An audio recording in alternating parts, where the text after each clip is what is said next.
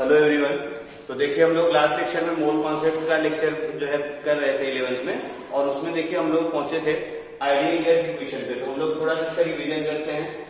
मैंने last lecture में देखना आपको एक क्वेश्चन दिया था, है ना, मोल प्ले लिस्ट में देखोगे तो मोल कॉन्सेप्ट 1 के पार्ट में या लास्ट लेक्चर आप देख लीजिएगा तो आपको 2 क्वेश्चन स्क्रीन पे थे और वो दोनों को सॉल्व करने का अपने को कॉन्सेप्ट सीखना था और वो कॉन्सेप्ट हमने सिखाया था और उसमें हमने गैसेस लॉ के बारे में डिस्कस किया था। ठीक है ना, कि गैसेस लॉ जो है कैसे बनते हैं, क्या होते हैं, बॉयल्स लॉ, चार्ल्स लॉ, क्या होता है आइडियल गैस इक्वेशन, और इसके आगे की स्टडी हमें आज करनी है। तो मैं एक बार थोड़ा सा और रिवाइज कर देता हूँ। ठीक है, देखो मतलब आज ये लेक्चर के पार्ट में हम लोग आइडियल गैस इक्वेशन का न्यूमेरिकल, एडवांस लेवल की प्रॉब्लम और एटॉमिक वेट, और एटॉमिक वेट में रिलेटिव और एवरेज एटॉमिक वेट, ये सब की स्टडी आज अपने को करनी है। तो सबसे पहले देखो आइडियल गैस इक्वेशन में मैं थोड़ा सा रिवाइज करता हूँ क्योंकि उसी से वो न्यूमेरिकल अपने बनने वाले हैं। ठीक है ना, तो आइडियल गैस इक्वेशन में देखो हम लोग यहाँ तक पहुंचे थे, है ना। अगर आपसे मैं पूछूं कि जरा बताइए आइडियल गैस इक्वेशन, ठीक है ना, तो आइडियल गैस इक्वेशन बताइए क्या होगा, बोलो पीवी इक्वल टू एनआरटी। यहाँ तक हम लोग देखो सॉल्व कर लिए थे। ठीक है ना, अब यहाँ तक सॉल्व हो गया था, इसके बाद अब लोग देखते हैं हम लोग तो एन अगर मान लो, अब एन क्या था, देखो जो पीवी इक्वल टू एनआरटी हम लोग बनाए थे, अगर आपको याद हो तो मैं बोला था कि ये जो आइडियल गैस इक्वेशन है, ठीक है ना, इसमें प्रेशर गैस का पी है, वॉल्यूम भी है, एन क्या है गैसेस के मोल, आर गैस कांस्टेंट और टी क्या है एब्सोल्यूट टेम्परेचर। तो यहाँ से अगर हम लोग मोल निकाल लें तो मोल की वैल्यू देखो क्या हो जाएगी, एन इक्वल टू पीवी और डिवाइडेड बाई क्या हो जाएगा आरटी। तो ये हो गया आपको मोल निकालने का फॉर्मूला। ये है तुम्हारा ideal gas equation, ideal gas equation for, देखो जरा ध्यान से, इसमें मोल कितना है 1 फॉर एन मोल गैसेस। तो आपसे पूछे ideal gas equation for N mole gas के लिए आप बताइए क्या हो जाएगा, तो एन मोल गैस के लिए क्या हो जाएगा पीवी इक्वल टू एनआरटी। और इसी आइडियल गैस इक्वेशन के लिए आपको बोले कि फॉर 1 मोल गैस जरा बताइए, for 1 mole gas ideal gas equation बताइए कितना हो जाएगा, तो एन की वैल्यू कितनी हो जाएगी 1। तो यानी अगर ये इक्वेशन हम लिखेंगे तो पीवी इक्वल टू क्या हो गया आरटी। ठीक है ना, तो ये है तुम्हारा आइडियल गैस के थोड़े से, ठीक है ना, रिवीजन। अब हम लोग क्वेश्चन नंबर 1 में आते हैं। तो आप लोग स्क्रीन पे रिवर्स करके क्वेश्चन लिखे ही रहे होंगे, हम सीधा क्वेश्चन को सॉल्व करते हैं। ठीक है ना, तो सबसे पहले देखो क्वेश्चन नंबर 1, ठीक है ना। तो क्वेश्चन नंबर 1 में जो डेटा था वो मैं लिख देता हूँ जरा। Oxygen present in 1 litre flask, है ना, आपको दे रखा है कि 1 लीटर का फ्लास्क है।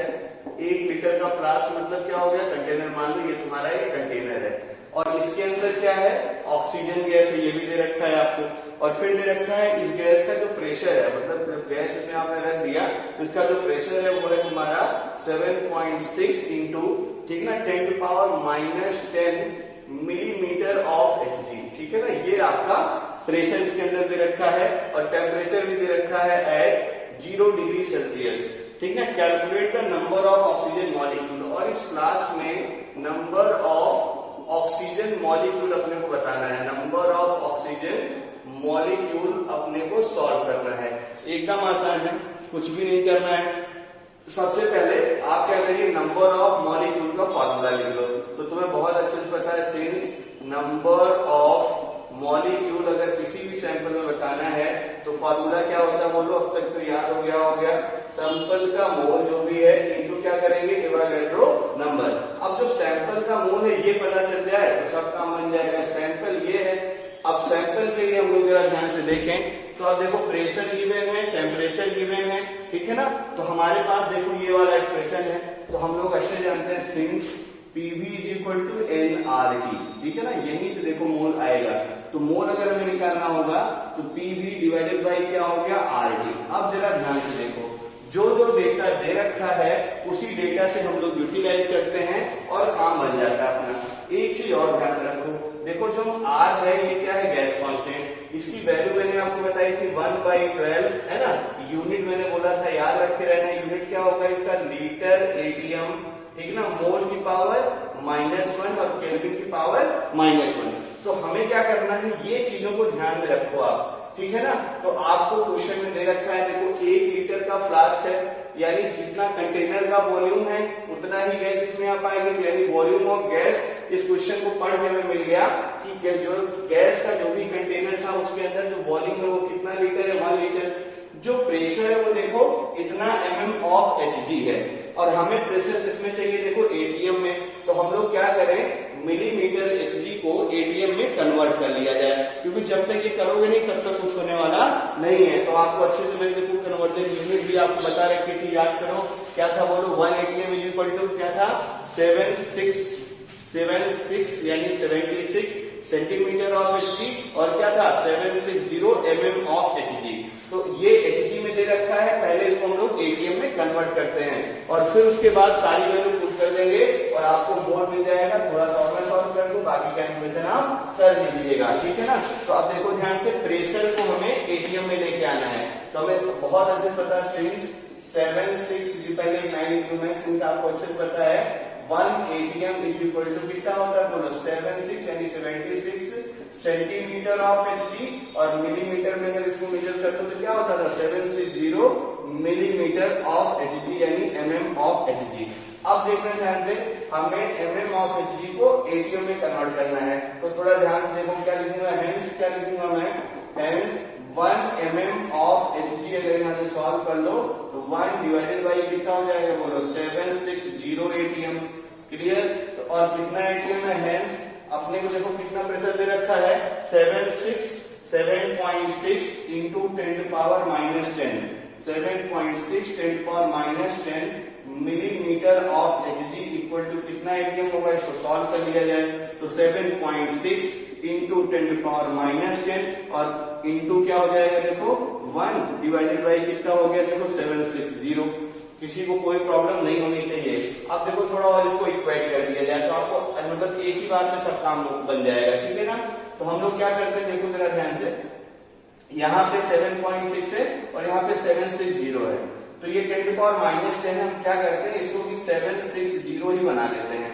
इसके लिए हम लोग क्या करें, देखो 100 से मल्टीप्लाई कर देते हैं और 100 से ही डिवाइड कर देते हैं। तो जब 100 से मल्टीप्लाई करोगे तो आप देखो ध्यान से, ये 7 6 और 00 हो जाएगा, एक जीरो के बाद पॉइंट आ जाएगा, एक डिजिट के बाद देखो पॉइंट आ गया इधर पे, और इधर क्या हो गया, देखो 10 to power -10 और पूरे के डिवीजन अगर आप देखो ध्यान से तो 760 इंटू क्या हो गया 10 की पावर 2। अब देखो ये वाला पूरा कैंसिल हो गया, तो ये कितना हो गया 1 इंटू 10 to power -10, ठीक है ना, और ये 2 भी ऊपर जाएगा तो कितना हो जाएगा, देखो -2। तो यानी जो प्रेशर एटीएम में आया वो कितना आ गया, 1 इंटू 10 to power -12 एटीएम, इतना प्रेशर आ गया। अब इस प्रेशर की वैल्यू को हम लोग यहाँ लाके पुट करेंगे, वॉल्यूम पता है, टेम्परेचर भी देखो पता है, अगर मैं यहाँ से लिखूं देखो वॉल्यूम कितना है 1 लीटर, कोई प्रॉब्लम नहीं है। टेम्परेचर कितना है 0 डिग्री सेल्सियस, आपको अच्छे से पता, मुझे एब्सोल्यूट चाहिए, तो हम लोग क्या करेंगे 0 डिग्री सेल्सियस में 273 जोड़ देंगे, यानी टेम्परेचर कितना हो गया 273 केल्विन। सारे डेटा पता है, अब आपको कुछ करने की जरूरत नहीं है, सब वैल्यू रख दीजिए, आंसर आ जाएगा। कैसे आ जाएगा, तो मैं सारा डेटा यहाँ पुट करके तुम्हें दिखा भी देता हूँ। देखना ध्यान से, प्रेशर कितना है 10 to power -12 है ना, 1 इंटू लिखने की जरूरत है नहीं। सोल्यूशन का वॉल्यूम कितना है 1 लीटर, आर की वैल्यू कितनी है 1/12, ठीक है ना, और टेम्परेचर कितना है 273 केल्विन। आप इसको जब सॉल्व करेंगे तो जो गैसेस के मोल आएंगे, ठीक है ना, वो मोल आ जाएंगे आपके, वो डेटा आपको मिल जाएगा, ठीक है ना। 0.4 को घर पे कर लीजिएगा कैलकुलेशन, 0.44 इंटू है ना 10 to power -13, ये कैलकुलेशन आप कॉपी पे कर लेना। तो इतना देखो मोल मिल जाएगा अपने को। अब अगर मोल मिल गया तो फिर तो कुछ करने की जरूरत ही नहीं है। बताइए जरा फट से, मोल इतना आ गया तो मॉलिक्यूल कितने हो गए, ये वाले मोल को यहाँ ले जाके पुट कर दीजिए, और एवोगाड्रो वैल्यू आप जानते हैं 6.02 10 to power 23, मल्टीप्लाई कर दीजिए, जो आएगा वही आपका आंसर हो जाएगा। ये कैलकुलेशन भी कर लेना, और इसकी जो वैल्यू आ जाएगी वो भी मैं लिख दे रहा हूँ, ये आ जाएगा 2.65 इंटू 10 to power 10, ठीक है। कैलकुलेशन मैच कर लीजिएगा, 2.65 इंटू 10 to power -10, ठीक है ना, 10 to power -10 10 to power 10 करके आ जाएगा, क्योंकि माइनस तो कमी है, ठीक है ना, तो 10 to power 10, ठीक है ना। तो ये है आपका आंसर। एक बार आप कैलकुलेशन करके जल्दी जल्दी चेक कर लीजिएगा। कॉन्सेप्ट आई होप आपको समझ में आ गया होगा, ठीक है ना। मूव टू नेक्स्ट क्वेश्चन, ठीक है। तो नेक्स्ट क्वेश्चन में हम लोग देखते हैं जरा। नेक्स्ट क्वेश्चन बहुत अच्छा क्वेश्चन था, और उसमें शायद आपको मर्करी का क्वेश्चन मैंने दे रखा था, तो उसके क्वेश्चन को भी जरा देखा जाए, ठीक है ना। तो वो क्वेश्चन ऐसे रहा होगा, ठीक है, जो है आपका एक मर्करी एटम दिया रहा होगा, ठीक है ना। इस क्वेश्चन का भी डेटा पढ़ के मैं लिख देता हूं तो आपको पता चल जाएगा। बड़ा अच्छा क्वेश्चन है ये, ठीक है ना। तो अगले वाले क्वेश्चन को देखो, क्वेश्चन नंबर 2, ठीक है। ये था तुम्हारा तुम्हारे पास डेंसिटी ऑफ मरकरी इज, तो तुम्हें क्या करना है, देखो डेंसिटी मरकरी आइटम का दे रखा है और इसकी डेंसिटी है 13.6 ग्राम पर सीसी, ये अपने को क्वेश्चन में दे रखा है। Calculate the approximate diameter of mercury item, आपको क्या करना है, ठीक है ना, अप्रोक्सीमेट डायामीटर तुम्हें बताना है। ध्यान से देखना, हर जगह अप्रोक्सीमेशन करेंगे कैलकुलेशन में। अप्रोक्सीमेट डायामीटर ये तुमसे पूछ रखा है, approximate diameter of HD atom, है ना, ये आपसे पूछ रखा है कि कितना हो जाएगा। और फिर आपसे पूछ रहा है assuming that each atom occupy cube of H, ये भी दे रखा है कि जो भी मरकरी एटम है उसको जो स्ट्रक्चर है, उसकी जो स्ट्रक्चर है वो कैसा है, क्यूब जैसा है। तो हम लोग उसको जरा क्यूब जैसा बना देते हैं। ये देखो मैंने एक क्यूब बना लिया और जो आपको मरकरी दे रखी है ना, वो मरकरी आपको क्यूबिकल स्ट्रक्चर में दे रखी है। ये सब साइज सेम है, सबकी साइड लेंथ सेम है, थोड़े छोटे बड़े बने हुए हैं लेकिन ये क्यूब ही आप मानिए। ये क्वेश्चन में आपको दे रखा है कि मरकरी एटम कैसा शेप ऑक्यूपाई करता है, क्यूब का। तो आपसे पूछ रखा है इसका अप्रोक्सीमेट डायामीटर बताइए कितना होगा। तो अब देखो हम लोग मान लेते हैं कि ये एज लेंथ कितनी है, क्योंकि अगर ये पता चल जाएगा तो ये इसका डायामीटर है। तो हम लोग मान लेते हैं कि जो इसकी एज लेंथ है क्यूब का, ये हम यहाँ से कैलकुलेट कर लेंगे। तो एज लेंथ हम लोग यूज कर लेते हैं, से एज लेंथ हम लोग मान लेते हैं इसके बराबर है x। ये देखो ग्राम पर सीसी दे रखा है तो हम लोग सेंटीमीटर मान लेंगे ताकि सही रहे। ये मैंने मान लिया कि इसकी एज लेंथ कितनी है, x सेंटीमीटर, और आपको यही चीज कैलकुलेट करनी है ताकि अपना काम बन जाए। एकदम आसान है, देखो कुछ भी नहीं करना है। अगर जो मरकरी है वो क्यूब जैसा शेप रखता है, तो अगर मैं इसका वॉल्यूम लिखूं, है ना, तो वॉल्यूम ऑफ अगर Hg एटम में लिखूंगा तो वॉल्यूम ऑफ Hg एटम कितना हो जाएगा, क्यूब का वॉल्यूम कितना होता है, x cube. Side edge length का क्यूब कर दो, जो भी एज है उसकी क्यूब कर दो, तो क्या हो जाता है आपका वॉल्यूम मिल जाएगा। लेंथ ब्रेड्थ हाइट का मल्टीप्लिकेशन सब x x ही है, तो x इंटू x सब जानते हैं। तो वॉल्यूम ऑफ क्यूब आपको पता है ये कितना होता है, a क्यूब के बराबर। तो हमें वॉल्यूम ऑफ Hg एटम मिल गया जो कि किसके बराबर है, ठीक ना, x क्यूब के बराबर। अब क्वेश्चन को ध्यान से पढ़िए।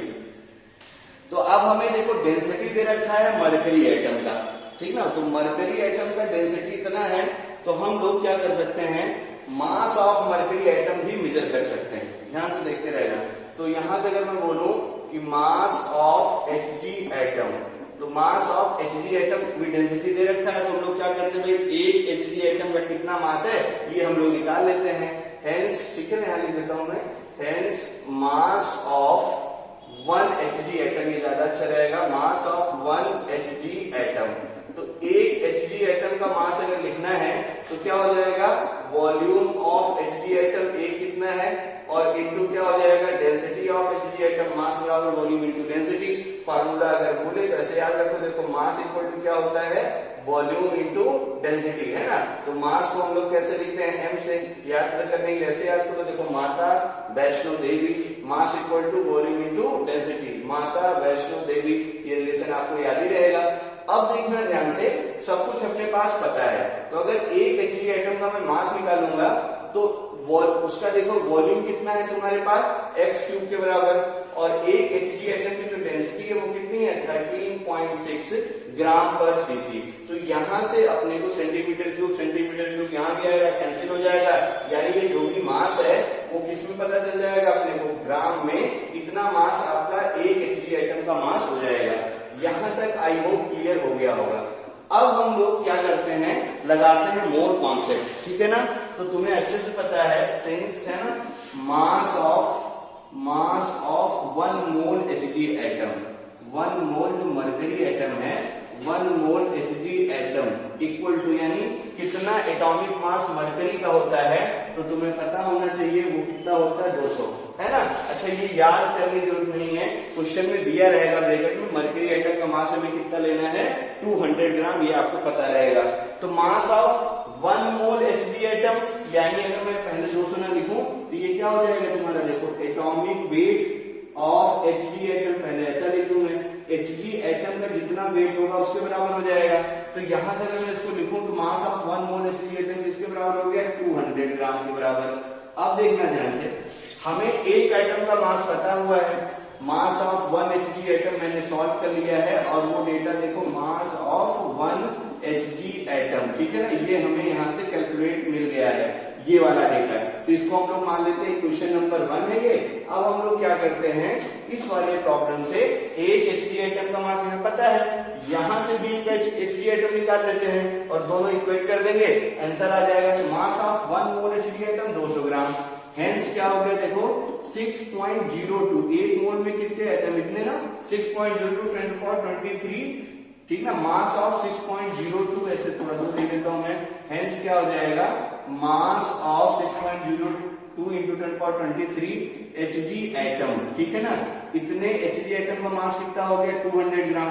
हेंस अगर हमें, ठीक ना, एक एटम का चाहिए, hence mass of 1 Hg atom, तो एक Hg एटम का मास अगर निकालूंगा तो कितना हो जाएगा 200 और डिवाइडेड बाई इस डेटा से डिवाइड कर दूंगा 6.02, 10 पावर कितना हो गया 23, ठीक है ना।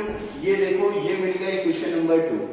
तो अब क्या करना है, इक्वेशन 1 और इक्वेशन 2 में देखो ध्यान से, ये भी मास 1, लेफ्ट हैंड साइड दोनों का सेम है, मास of 1 Hg atom, mass of 1 Hg atom, तो दोनों का राइट हैंड साइड भी सेम कर देंगे। तो मैं थोड़ा ऊपर लिख दे रहा हूं, बाकी कैलकुलेशन आप कर लेंगे। क्या करेंगे बोलो, फ्रॉम इक्वेशन 1 एंड 2 दोनों डेटा आपस में सेम हो जाएंगे, यानी 13.6 into x cube equal to, बोलो क्या हो जाएगा 200 divided by 6.02 10 to the power 23। तो यहां से x को हम लोग सॉल्व कर लेंगे और आपको आंसर मिल जाएगा। कैलकुलेशन कर लीजिएगा, x की वैल्यू आ जाएगी 2.9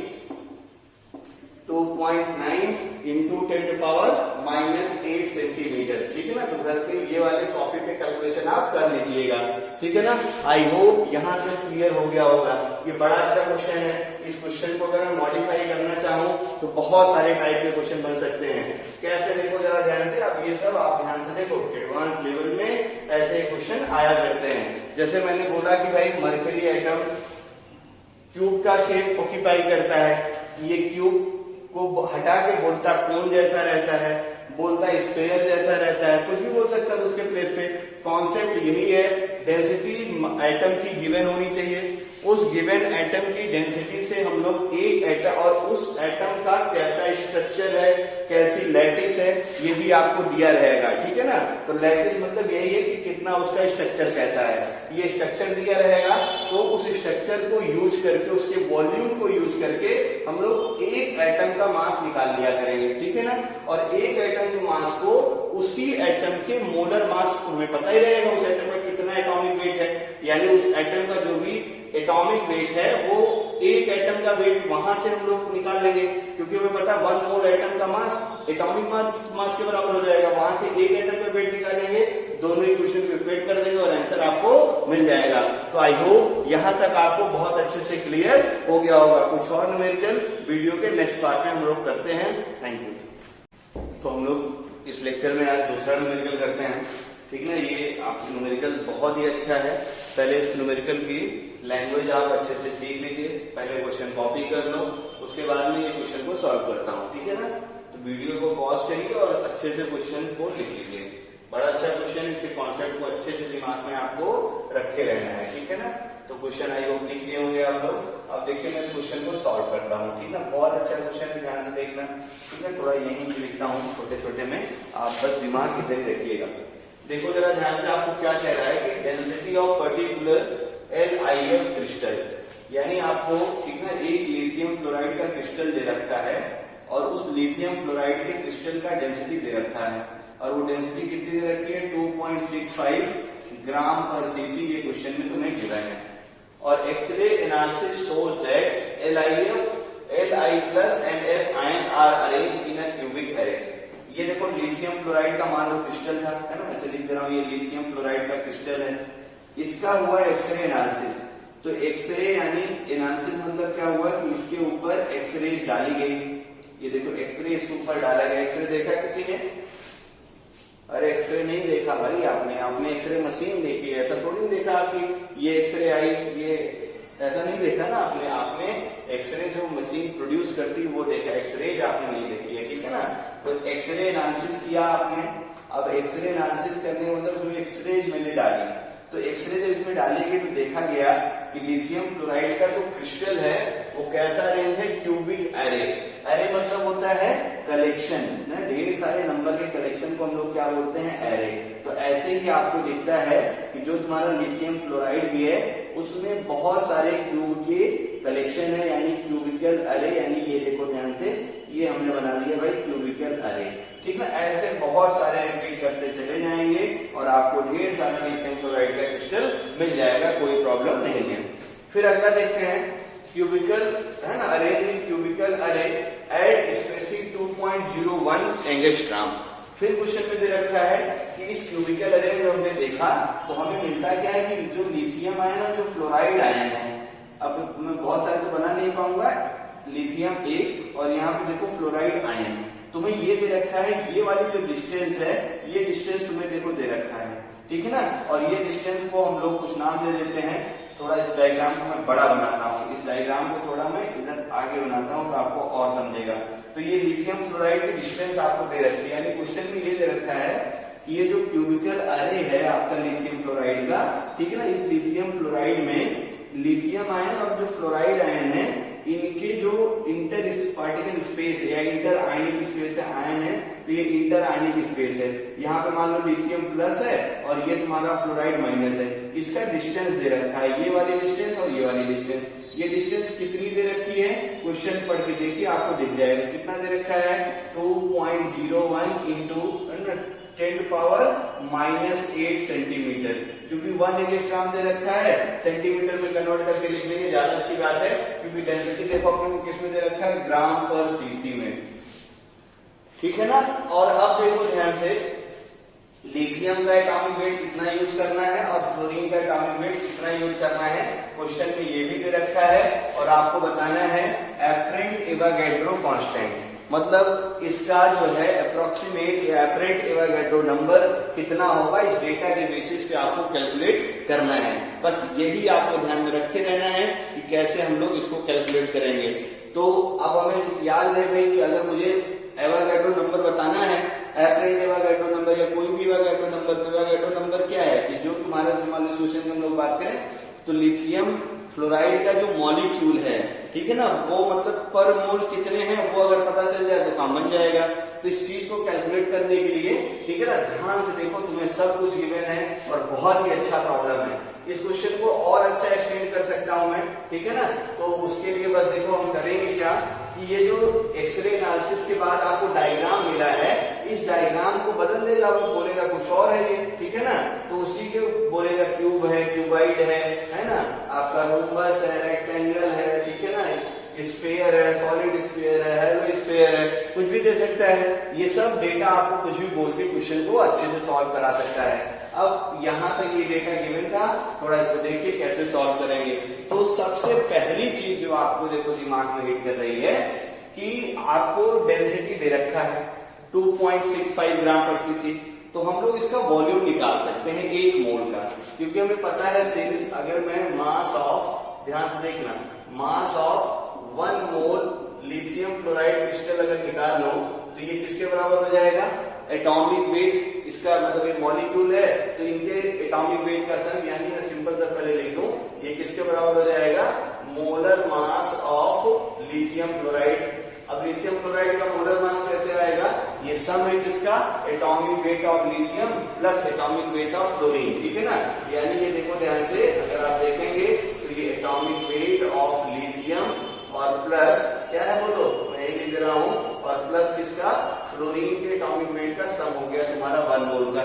इसको सॉल्व करोगे आप तो इस लिथियम का हमें लेना है तो कितना लेना है 6.93, और जो है उसका फ्लोरीन का लेना है 18.998। इसको ऐड करोगे तो ये आ जाएगा 25.937, यानी 1 मोल लिथियम क्लोराइड का मास आ गया 25.937, ठीक है ना। चलिए ये मास ऑफ 1 मोल लिथियम क्लोराइड अपने को मिल गया, ठीक है ना। तो हम लोग सिंपल सा निकालें, हेंस क्या, volume of 1 mole lithium chloride crystal का हम लोग वॉल्यूम निकाल लेते हैं।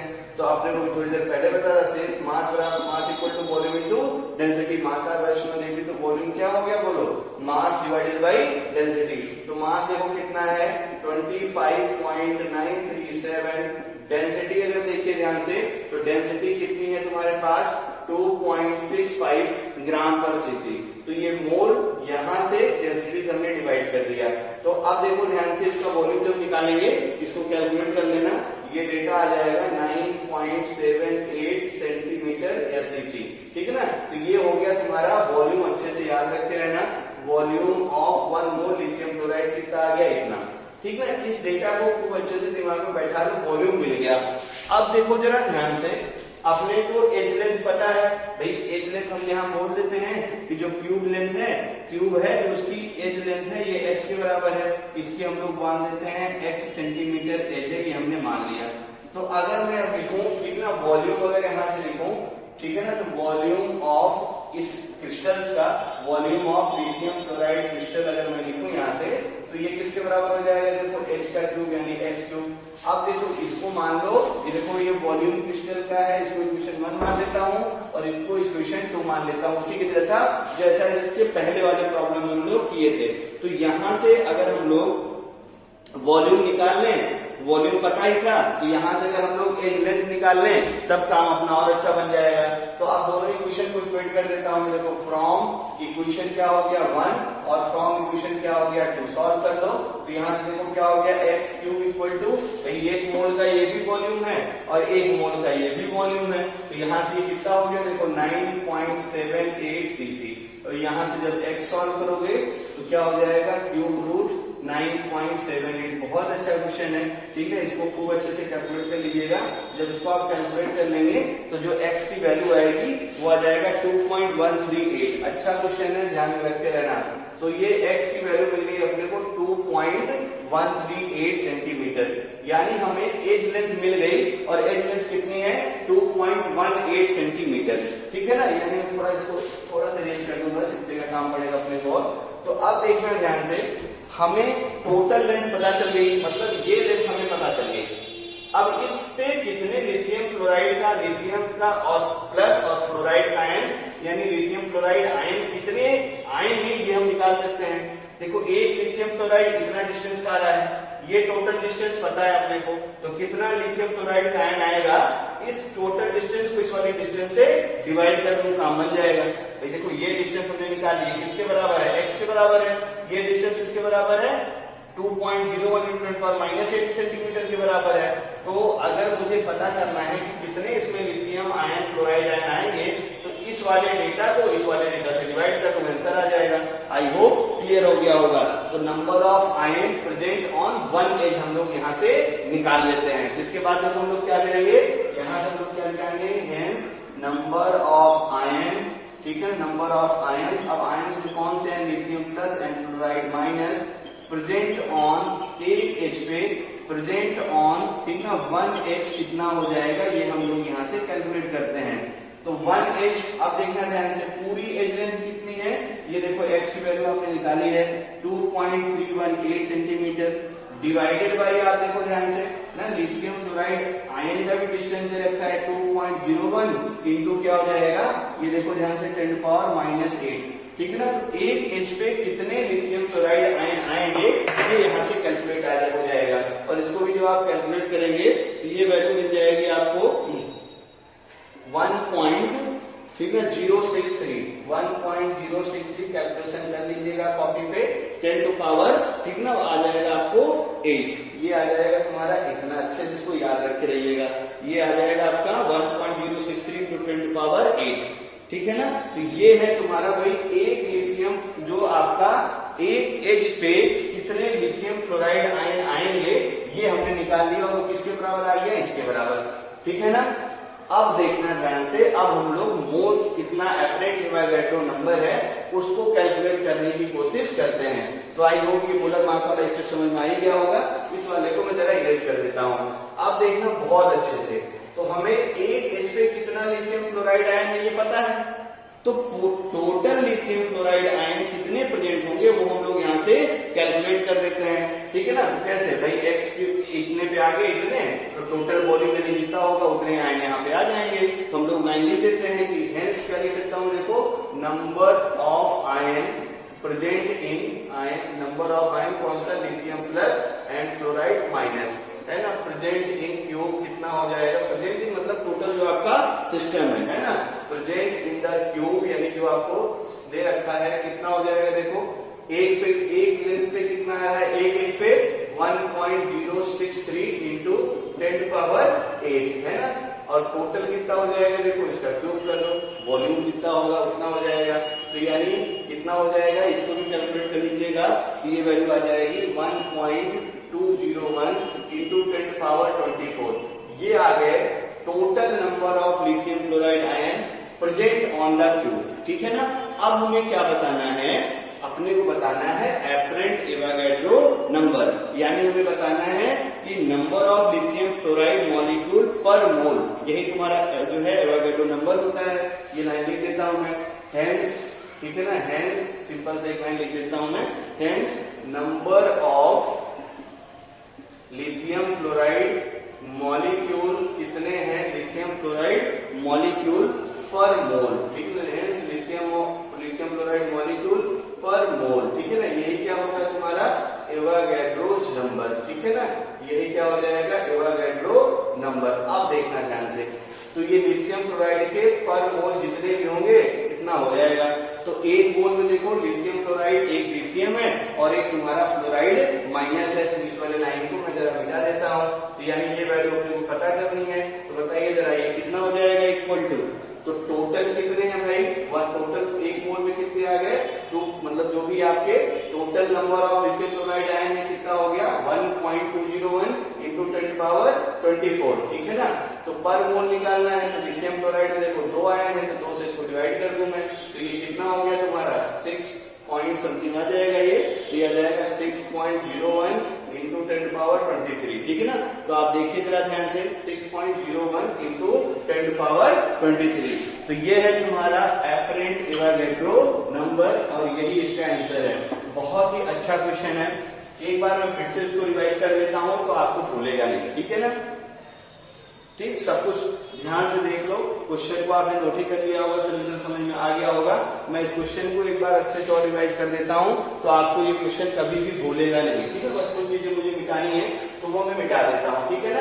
एक ध्यान से देखना, सबसे पहले, ठीक है ना, सबसे पहले आपको क्या करेगा, जो भी क्रिस्टल है उसका डेंसिटी दे देगा। क्रिस्टल में XY बोल देता हूं, आपको एक जनरल तरीके से मैं इसको समझा देता हूं, तो ये क्वेश्चन भी आपको कभी भूलेगा नहीं, ठीक ना। और इस टाइप के एडवांस के प्रॉब्लम बनते हैं, ठीक ना, और वो आपको आने चाहिए, कैसे आप सॉल्व करेंगे।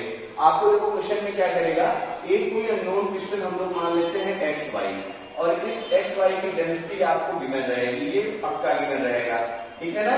फिर इसके बाद देखो क्या करना है, आपको बोलेगा कि हमने XY कंपाउंड का एक्सरे एनालिसिस किया, कोई भी XY कंपाउंड है, बोलेगा हमने इसका एक्सरे एनालिसिस किया।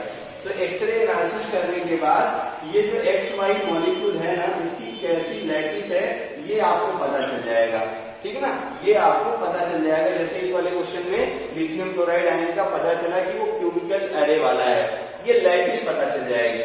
अब जब ये लैटिस पता चल जाएगी तो लैटिस में क्या करेगा, जैसे कि तुम्हारा जो आयन बना X प्लस Y माइनस, क्योंकि जो भी आप एक्सरे डालेंगे ना तो मॉलिक्यूल टाइम में ब्रेक हो जाता है, तो X प्लस और Y माइनस, उस लैटिस में इनकी बीच, इनका जो भी स्पेस होगा, इनके बीच का जो भी डिस्टेंस होगा ये आपको गिवन रहेगा, ठीक है। ये डेटा भी आपको गिवन रहेगा, अच्छे से ये याद रखते रहना। अब देखना क्या करना है अपने को, जो भी ये एटम है ना XY, ये एटम के XY से हम लोग इस मॉलिक्यूल का मोलर मास निकाल लेंगे। और मोलर मास देखो ध्यान से, जैसे पता चल जाएगा तो मोलर मास तुम्हें पता है अच्छे से, ये क्या होता है, मास ऑफ 1 मोल XY मॉलिक्यूल। बात क्लियर हो रही होगी, तो ये मास भी यहां से पता चल जाएगा। डेंसिटी पता है तो हम लोग वॉल्यूम निकाल सकते हैं, यानी हम लोग यहां से क्या निकालेंगे, वॉल्यूम ऑफ 1 मोल, जो भी आपका क्रिस्टल है 1 मोल XY क्रिस्टल, तो ये किसके बराबर हो जाएगा, देखो जो भी इसका मास है, यानी मैं सीधा सीधा लिख देता हूं मैं, देखो रिलेटिव मॉलिक्यूलर मास यानी ग्राम मॉलिक्यूलर मास इसका ऑफ XY, और डिवाइडेड बाय, देखना ध्यान से, डेंसिटी किसकी XY, यहां से डिवाइड कर दूंगा मैं, तो हमें क्या मिल जाएगा, वॉल्यूम कितना है। आई होप यहां तक क्लियर हो गया होगा। फिर अब देखो क्या हुआ होगा, ये जो लैटिस है, इस लैटिस में हमें कुछ भी, जैसे यहाँ क्या था, बोला था कि भाई क्यूब है, तो क्यूब में हमने मान ली थी कि चलो एज लेंथ तुम्हारा x के बराबर है, तो इसका वॉल्यूम कितना हो जाएगा तुम्हारा x क्यूब के बराबर। मान लो तो कि स्क्वायर हो जाता है ना, तो 4/3 क्या होता है तुम्हारा पाई आर क्यूब, कुछ भी डेटा यहाँ दिया रहता है, इस वॉल्यूम को इसके बराबर कर देते, क्यूब देता इसके बराबर कर देते, कोण देता है ना, मान लो आपको कोण देता कि भाई कोनिकल स्ट्रक्चर है, इसके इक्वेट कर देता, आपको बोलता है कि हेलो स्फीयर है, तो हेलो स्फीयर के वॉल्यूम से इक्वेट कर देता। यहां से मुझे क्या पता चलता, एज लेंथ पता चल जाती इस लैटिस की, जो भी लैटिस था उसका हमें एज लेंथ पता चल जाता। बात समझ में आ रही होगी। और जब एज लेंथ पता चल जाए, अब यहां से हमें इस इक्वेशन से ये वाली वैल्यू और ये वाली वैल्यू को अपन सॉल्व करेंगे, तो हमें कैसे भी करके एज लेंथ पता चल जाएगा। तो टोटल एज लेंथ पता चल जाएगी, तो कितने आपके एक एज पे आपके आयंस आएंगे, ये डिस्टेंस गिवन है, तो हम क्या करेंगे, उस डिस्टेंस गिवन जो डिस्टेंस है और यहाँ जो डेल्टा आप निकाले हैं उससे डिवाइड कर देंगे, तो हमें पता चल जाएगा एक एज पे कितने हैं, तो एक टोटल मॉलिक्यूल उस पूरे लैटिस में कितने हैं उसके वॉल्यूम से मल्टीप्लाई करके फार्मूला लगा के सॉल्व कर लेंगे। तो एक मोल में जो आएंगे पर मोल, वही क्या होता है वैगैड्रो नंबर। तो एक्स वाई में देखो दो, एक मोल ये है, एक मोल ये है, तो यहाँ से क्या करेंगे, 2 से डिवाइड कर देंगे, इक्वेट कर देंगे, आंसर आ जाएगा। तो आई होप यहाँ तक आपको बहुत अच्छे से क्लियर हो गया होगा। ये बड़ा अच्छा प्रॉब्लम है, ठीक है ना। तो इस वाले क्वेश्चन को एक बार फिर से रिवाइज करके देख लीजिए, ठीक है ना। आपको लिंक में आज मैं इससे रिलेटेड क्वेश्चन और शेयर करूंगा, तो आप लोग उसको भी सॉल्व करते रहिएगा। Thank you. तो हम लोग इसी लेक्चर का अगला प्रॉब्लम करते हैं। बहुत अच्छा प्रॉब्लम है ये वाला भी, ध्यान से देखो इस क्वेश्चन को आप, ठीक है ना। तो 6 millilitre mixture of ozone and oxygen weight 1 gram at NTP, calculate the volume of ozone in the mixture, ठीक है ना। बहुत अच्छे से क्वेश्चन देखो, और इस टाइप के क्वेश्चन भी बहुत अच्छे हैं, मेंस के लिए भी, एडवांस के लिए भी, एम्स के लिए भी और नीट के लिए भी। अब एम्स नीट तो एक ही हो गया है, तो सबके लिए बहुत ही इंपॉर्टेंट क्वेश्चन है, ध्यान से देखना। क्वेश्चन में देखो आपको दे रखा है, इस टाइप के क्वेश्चन देखो बनाने के लिए आपको कुछ करना नहीं है, एक बॉक्स बनाने हैं और उसी बॉक्स से सारी चीजें आपको समझ में आ जाएंगी। इस डेटा का मुझे काम है तो मैं बस ये डेटा रहने देता हूँ। आप देखो क्वेश्चन में दे रखा है कि आपके पास मिक्सचर है ओजोन का, और किसका मिक्सचर है, ऑक्सीजन का, जिसका वॉल्यूम 600 मिलीलीटर है, ठीक है। ध्यान से देखना, आपको एक कंटेनर, मान लो ये अपना एक कंटेनर, गैसेस है तो कंटेनर रहना जरूरी है। इस कंटेनर में ओजोन है और प्लस क्या है O2, इसका वॉल्यूम अपने को दे रखा है, इसका वॉल्यूम 600 मिलीलीटर, ये तुम्हें दे रखा है, यहाँ लिख रहा हूं मैं, कितना मिलीलीटर है, 600 मिलीलीटर, ये तुम्हें गिवन है।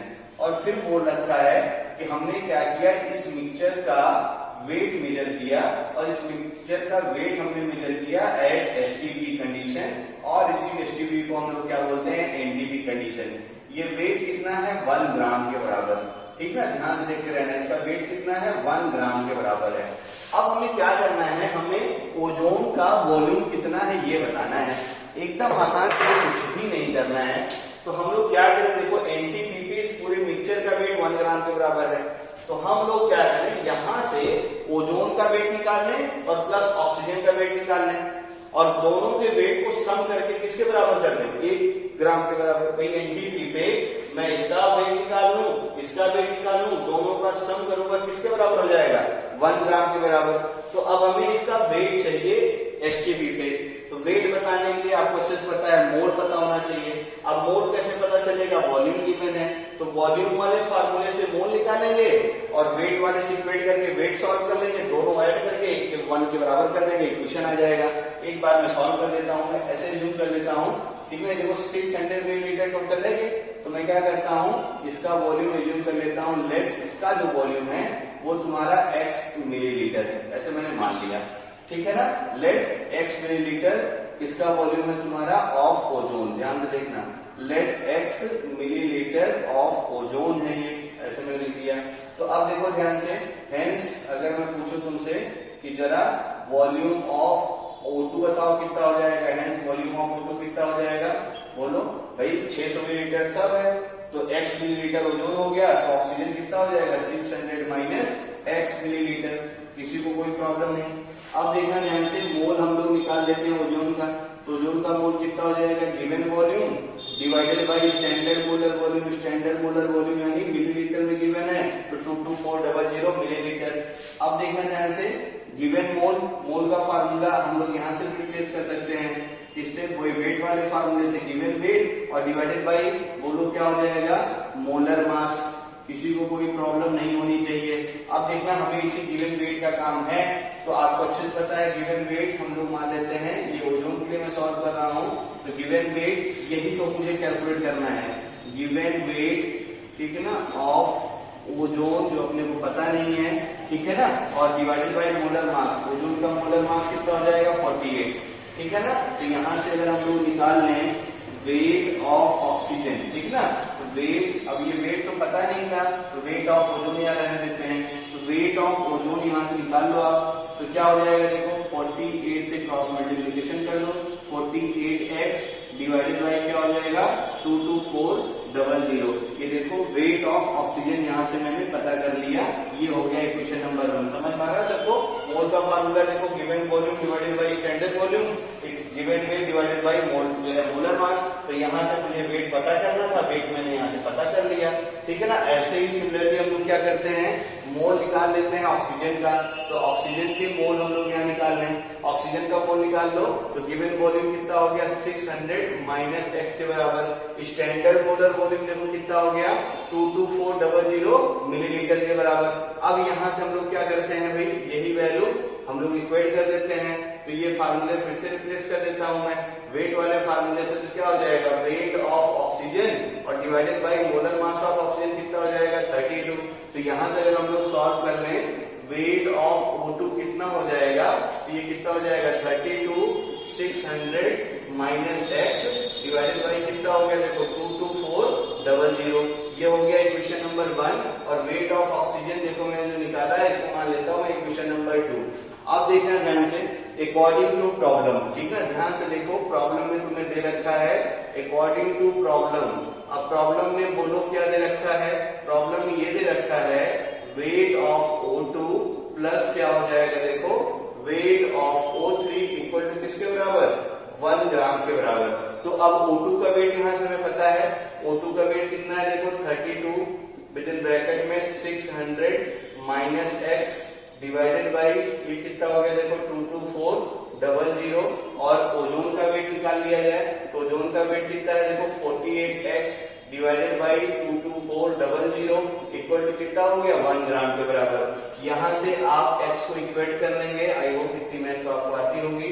x सॉल्व कर लीजिएगा तो आपको ओजोन का वॉल्यूम मिल जाएगा, ठीक है ना। तो घर पे इसको करेंगे तो ओजोन x की वैल्यू आप सॉल्व करिएगा, तो x मतलब ओजोन का जो वॉल्यूम है यहाँ लिख दे रहा हूं मैं आंसर में, क्योंकि ओजोन का पूछ रखा है, तो ओजोन का जो वॉल्यूम होगा ना, यहाँ पे वॉल्यूम ओजोन लिख दे रहा हूँ, ये आ जाएगा 200 मिलीलीटर। और अगर ऑक्सीजन का भी वॉल्यूम पूछता कि जरा वॉल्यूम ऑक्सीजन का बताइए कितना हो जाएगा, तो टोटल 600 है, तो ऑक्सीजन का वॉल्यूम कितना आ जाएगा, 400 मिलीलीटर।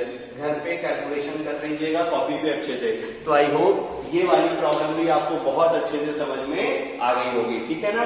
कुछ क्वेश्चन और मैं होमवर्क में दे दे रहा हूँ, ठीक ना। RCM का एक्सरसाइज में प्रॉब्लम नंबर 29, 30, 31 ये सारे क्वेश्चन आप होमवर्क में लिख लीजिएगा और इसको आप सॉल्व करिएगा, ठीक है ना। वीडियो अच्छे से देखिएगा, आपको आंसर मिलते चले जाएंगे। RCM का question number 29, question number 30, question number 31, ठीक है ना। ये आपके लिए होमवर्क है, तीनों प्रॉब्लम अच्छे से ये तीनों प्रॉब्लम सॉल्व करिएगा। ये जो क्वेश्चन मैंने बनाया था ये क्वेश्चन नंबर 29 है RCM की बुक का, ठीक है ना। अच्छे प्रॉब्लम है और खूब अच्छे से देखिए, ये मैं पहले ही बोल रहा हूँ, ये पूरा चैप्टर प्रॉब्लम्स का है और प्रॉब्लम कैसे आती है आपको अच्छे से पता है, बार बार प्रैक्टिस करके, ठीक है ना। तो आप बुक भी मैंने बता दी है, RCM नरेंद्र अवस्थी, बुक को सॉल्व करते रहिए, कॉन्सेप्ट आपका बिल्डअप होता जाएगा और जो क्वेश्चन ना सॉल्व हो आप जो है स्क्रीनशॉट करके आप उसको भेजते रहिएगा और आपको आंसर मिलता रहेगा। आई होप यहाँ तक आपको क्लियर हो गया होगा। वीडियो के नेक्स्ट पार्ट में हम लोग एटॉमिक वेट, एटम्स क्या होते हैं, एटॉमिक वेट और एटॉमिक वेट दो टाइप के, एवरेज वेट और रिलेटिव एटॉमिक वेट, इसका डिस्कशन हम लोग करेंगे। Thank you. हेलो एवरीवन, तो देखो आज के वीडियो में के हम लोग लास्ट पार्ट में पहुंच गए हैं और लास्ट पार्ट में मैंने लिखा था मैं एटम्स और एटॉमिक वेट रिलेटिव और एवरेज का डिस्कशन करूंगा, ठीक है ना। तो अब देखो एटम क्या होते हैं, डेफिनेशन बचपन से आप पढ़ते चले आ रहे हैं, मैंने भी थोड़ी बहुत लिख दी है। Smallest part of the element, ठीक है ना, कोई भी एलिमेंट ले लो उसका सबसे स्मॉलेस्ट पार्ट, इसी को हम लोग क्या बोलते हैं, एटम्स, ठीक है ना। और यहाँ देखो which take part in chemical reaction, और यही एटम केमिकल रिएक्शन के लिए रिस्पॉन्सिबल होते हैं। और जो एटम होता है वो फ्री नेचर, देखो ना, इट मे बी या मे नॉट, है ना, इंडिपेंडेंट एग्जिस्टेंस, ये फ्री स्टेट में भी रह सकता है और कंबाइंड स्टेट में भी रह सकता है, कोई प्रॉब्लम नहीं है। जैसे एग्जांपल हाइड्रोजन, ऑक्सीजन, नाइट्रोजन, बाकी आप सब जानते हैं, ठीक है ना। तो एटम के लिए अब हम लोग देखो ये चैप्टर ही पूरा न्यूमेरिकल है, तो वेट, मास, वॉल्यूम यही सब चलता रहेगा। तो हम लोग क्या करते हैं, एटम का वेट मेजर करते हैं। तो एटम के वेट, अब अगर किसी भी चीज का वेट अगर मेजर करना है तो आपको अच्छे से पता है रेफरेंस होना चाहिए। बगैर रेफरेंस के आप कोई वेट मेजर नहीं कर सकते हैं। जैसे मान लो जो आप जो है सब्जी लेने जाओ तो सब्जी वाला क्या करता है, पुराने, अब तो मान लो सब इलेक्ट्रॉनिक सबके पास हो गए हैं जो है वेट करने वाली मशीन, नहीं तो पहले क्या होता था, देखा भी बहुत सारे लोगों ने, है ना, आपको ऐसे एक डिवाइस होती है इधर, जिसको बोलते हैं बैलेंस या तराजू हिंदी में। तो क्या करता है, 1 किलो टमाटर दे दो तो 1 किलो का अपना रेफरेंस उठाएगा, एक साइड रखेगा, तो इधर आप टमाटर रखते रहेंगे, 1 किलो बराबर हो गया तो आपको दे देगा। तो यहाँ पे रेफरेंस होना बहुत जरूरी है। तो यहाँ जो हम लोग रेफरेंस लेते हैं, एटम के केस में जो रेफरेंस लेते हैं वो हम लोग रेफरेंस लेते हैं कार्बन के आइसोटॉप्स का, ठीक है ना। इसका आइसोटॉप का रेफरेंस लेते हैं कार्बन। तो ये जो कार्बन है ना, इसके 2 आइसोटॉप होते हैं, एक होता है C612 और एक होता है आपका, ठीक है ना, C614। तो ये कार्बन के 2 आइसोटॉप होते हैं नेचर में, एक जो है 12 वाला और एक क्या होता है 14 वाला। ये बायो वाले जानते होंगे, कार्बन 14 का काम किसमें होता है, कार्बन डेटिंग में, ठीक है ना। ओल्ड एज की अगर है, ठीक है ना, तो आपको जो आपकी तो एज पता करना है, कोई पुराना सामान है, जैसे आपने पढ़ा मोहनजोदड़ो, हड़प्पा, ये सब में ना पता कितनी पुरानी सभ्यता है ना, कितना पुराना सिविलाइजेशन है, वो कैसे पता चलेगा, इन्हीं कार्बन डेटिंग से कि भाई ये इतनी पुरानी है, इतनी पुरानी है। और जो एटॉमिक मास है उसके लिए हम लोग रेफरेंस लेते हैं, वो रेफरेंस लेते हैं हम लोग कार्बन का आइसोटॉप C612, ये अच्छे से याद रखे रहिएगा। तो हम लोग अगर रिलेटिव एटॉमिक मास की बात करें, ध्यान से देखना, रिलेटिव एटॉमिक मास, अगर इसको मैं यहाँ से निकालू, देखना ध्यान से, तो इसी को REM शॉर्ट में करके लिख दिया जाता है। तो REM अगर मैं सॉल्व कर लूं तो एकदम आसान सा फार्मूला देखो अपने को मिलेगा, रिलेटिव एटॉमिक मास यानी Ram ji REM equal to, क्या करूंगा मैं, देखो अब रेफरेंस हमने कार्बन का आइसोटॉप रख दिया, ठीक है ना, और जिस एटम का वेट बताना है तो हम लोग क्या करते हैं, उस एटम के वेट को मेजर करते हैं। ये देखो मैंने लिख दिया एटॉमिक वेट, ठीक है। अच्छा, केमिस्ट्री में मास और वेट दोनों सेम होते हैं, ठीक ना। अच्छे फिजिक्स में देखो अलग होते हैं दोनों। फिजिक्स में अगर मास बोलो तो वो सिर्फ m है, वेट बोलो तो W है, और W इक्वल क्या होता है m×g। लेकिन केमिस्ट्री में क्या है, एटॉमिक मास और एटॉमिक वेट दोनों एक ही होते हैं। अच्छे इसको याद रखे रहना। क्यों ऐसा, क्योंकि देखो इलेक्ट्रॉन का मास बहुत ज्यादा नहीं होते हैं, इसलिए हम लोग इसको वेट और मास को एक मान लेते हैं, ठीक ना। अच्छे से याद रखे रहना, प्रोटॉन के मास बहुत ज्यादा नहीं है, ठीक है, इसलिए हम लोग एटॉमिक वेट और एटॉमिक मास दोनों को एक ही मान लेते हैं। तो एटॉमिक वेट, ठीक है ना, डिवाइडेड बाय रेफरेंस लेना है। रेफरेंस हमने बोला किसका लेना है, बोलो कार्बन का आइसोटॉप। तो हम लोग क्या करेंगे, कार्बन का आइसोटॉप लेंगे और उसका 1/12 पार्ट कर लेंगे। अच्छे से याद रखे रहना, जो भी कार्बन का आइसोटॉप है, ठीक है ना, उसका एक एटम लेंगे और उसके भी वेट को, एक एटम का वेट लिया, मान लो इतना हो गया, कार्बन का आइसोटॉप हमने लिया C612, उसके एक एटम का वेट इतना है, इसका हमें क्या करना है, 1/12 कर लेना है, और यही अपना रेफरेंस है। तो 1/12 इंटू देखो क्या कर देना है, मास ऑफ 1 कार्बन एटम, ठीक ना, मास ऑफ 1 एटम ऑफ कार्बन, और कार्बन का आइसोटॉप कौन सा, C612, ये हो गया तुम्हारा रिलेटिव एटॉमिक मास, ठीक ना। अच्छे से याद रखे रहना, ठीक है ना। हमें क्या करना है, देखो रिलेटिव एटॉमिक मास क्या होता है, जिस भी एटम का वेट मेजर करना हो उसको कार्बन C612 के एक एटम के मास के 1/12 पार्ट से, कौन सा एटम कितना बड़ा कितना छोटा, है ना, यही अपना रेफरेंस रहेगा, और यहीं से हम लोग वेट मेजर करना शुरू कर देंगे, ठीक है। तो किसी भी एटम का रिलेटिव एटॉमिक मास क्या होता है, उस एटम के मास को 1/12 mass of carbon atom of isotope C612 से डिवाइड कर दो, तो आपको क्या मिल जाएगा, रिलेटिव एटॉमिक मास। ठीक ना। तो एटॉमिक मास को मेजर करने की एक यूनिट होती है जिसको हम लोग बोलते हैं एएमयू, एटॉमिक मास यूनिट। क्या होती है? Atomic mass unit. तो एएमयू और ग्राम ये रिलेशन पूछता है आपसे एग्जाम में, ठीक ना, तो वो भी हम सीखते हैं। और एटॉमिक मास यूनिट क्या होता है इसको भी हम लोग सीख लेते हैं। तो ये फार्मूला आपको समझ में आ गया होगा। अब अगला हम लोग देखते हैं, ठीक ना, एटॉमिक मास क्या होता है, एटॉमिक मास यूनिट यानी एएमयू क्या होता है। तो सिंपल सा पहले उसको लिख दिया जाए कि देखो क्या पूछ रहा हूं मैं आपसे, atomic mass unit. Atomic mass unit यानी एटम के मास को मेजर करने की टेक्निक। इसी को शॉर्ट में हम लोग बोलते हैं एएमयू। क्या बोलते हैं? एएमयू। और इसी को शॉर्ट में हम लोग लिखते हैं सिर्फ यू से। तो ये सब एक ही है, ध्यान में रखे रहना। तो एटॉमिक मास यूनिट या सिर्फ यू क्या होता है, स्मॉल यू, कैपिटल नहीं, स्मॉल यू छोटा बना दो, इससे हम लोग लिखा करते हैं, ठीक है ना। तो अब देखना ध्यान से, जैसे आपसे पूछेंगे जरा बताइए एएमयू क्या है, एटॉमिक मास यूनिट। तो अब फिर मुझे बताना नहीं भाई, कार्बन के आइसोटॉप का 1/12 पार्ट लेना है, यानी 1/12 है ना, और क्या हो जाएगा इनटू क्या हो जाएगा, द मास ऑफ बोलो क्या, ठीक ना, वन बोलो, the mass of one atom of carbon, the mass of one atom of carbon, बड़ा बड़ा लिख दूं मैं, one atom of carbon isotope कौन सा, C612, ठीक है ना।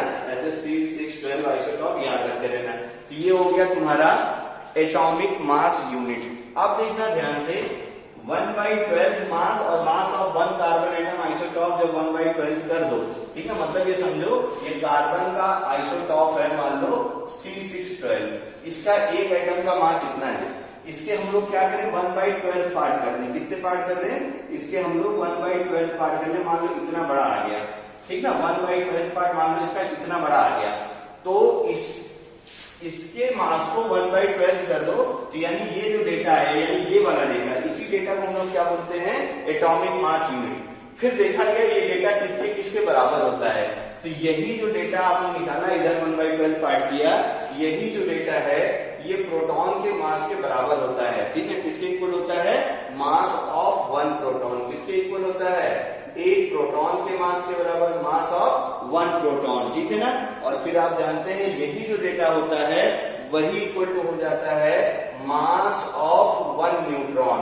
प्रोटॉन का मास और न्यूट्रॉन का मास सेम, ठीक है ना, ऐसे याद रखिए। तो ये हो गया एक प्रोटॉन के मास के बराबर, या एएमयू किसके बराबर, एक प्रोटॉन के मास के बराबर या एक न्यूट्रॉन के बराबर। अब आपको शायद 9th में पढ़े थे, आपको याद हो, एक प्रोटॉन का मास कितना होता है ग्राम में, 1.66 इंटू बोलो 10⁻24 ग्राम के बराबर। ये शायद 9th में आपने पढ़ा था, ठीक है ना। और अगर मान लो किलोग्राम में पूछे तो 1.66 है ना, इंटू 10 क्या हो जाएगा, -27 किलोग्राम, 10⁻³ और बढ़ा दीजिए, ठीक है ना।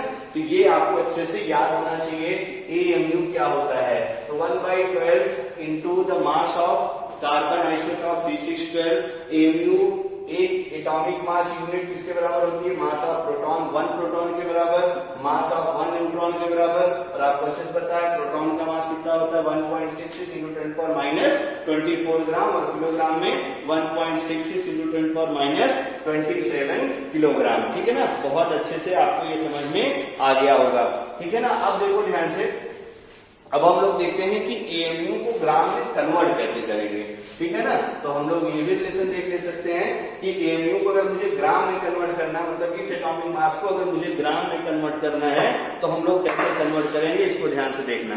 तो अगर मैं ग्राम की बात करूं, ठीक है ना, तो ग्राम और जो है हमें क्या करना है, एटॉमिक मास को रिलेट करना है। तो अब ऐसे देखो ध्यान से, हमारे पास मान लो कोई एक एटम है, कोई एटम मान लो X है, और इस एटम का एटॉमिक वेट हमें जो पता चलता था, याद करिए आप, ये एटॉमिक वेट किसमें पता रहता था, ग्राम में। और आप अगर ध्यान से देखिए तो मैं बार बार बोला करता था कि एक मोल एटम के मास को हम लोग क्या बोलते हैं, ग्राम एटॉमिक मास, या यही ग्राम एटॉमिक मास क्या होता है, एटॉमिक वेट इन ग्राम। और ये क्या होता था, याद करो कि ये होता था mass of one mole atom. यही चीज क्या होता था, mass of one mole atom. तो एक मोल एटम के मास को हम लोग क्या बोलते हैं, ग्राम एटॉमिक मास या एटॉमिक वेट। या एटॉमिक वेट किसमें है, देखो ग्राम में।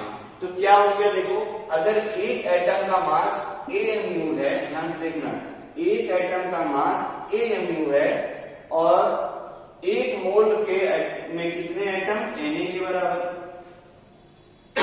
ये सॉरी, तो ये किसके बराबर हो गया, देखो यही वैल्यू किसके बराबर हो जाती है, ग्राम के बराबर। अच्छे से ये रिलेशन याद होना चाहिए, ठीक ना। 1 amu into Na, 1 amu into Na equal to किसके बराबर होता है, 1 ग्राम के बराबर। भूलना नहीं रिलेशन, देखो ऐसे समझोगे तो कभी नहीं भूलेगा। फिर से मैं इसको समझा दे रहा हूं।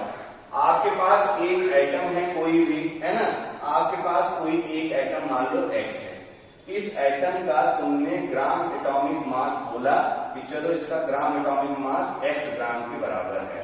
अब तुम्हें अच्छे से पता है ग्राम एटॉमिक मास अगर X ग्राम है तो यानी ये क्या है, ये है मास ऑफ 1 मोल एटम, यही है ना, मास of 1 mole atom of capital X, यही बात हो गई।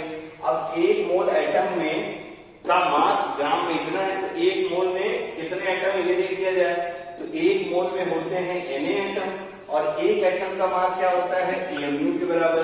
तो यानी जब 1 amu इंटू Na कर दोगे तो आपको क्या मिल जाएगा, कितने ग्राम के बराबर। ये रिलेशन बहुत इंपॉर्टेंट है, अच्छे से याद रखते रहिएगा। 1 amu into Na equal to क्या हो जाएगा, 1 ग्राम के बराबर, ठीक है ना। तो ये है आपके amu और इसमें थोड़े से रिलेशन, इसको अच्छे से याद रखते रहिएगा। मैं कुछ क्वेश्चन ले दे रहा हूँ और ये कुछ जो है क्वेश्चन आप सॉल्व करके आइएगा, ठीक है ना। तो ये हो गया amu ग्राम रिलेशन, amu क्या होता है, ये सबकी कहानी, ठीक है। जैसे मैं क्वेश्चन लिख दूं फटाफट, find the mass of 1 mole proton,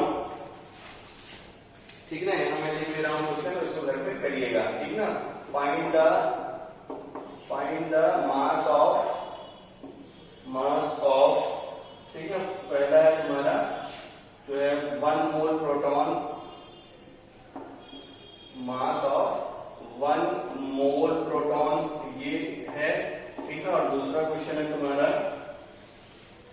तुम्हारा find the mass of 1 mole neutron, 1 mole neutron, ये कर दीजिएगा आप क्वेश्चन, ठीक है ना। और एक क्वेश्चन और लिख रहा हूं मैं, हाउ मेनी ईयर,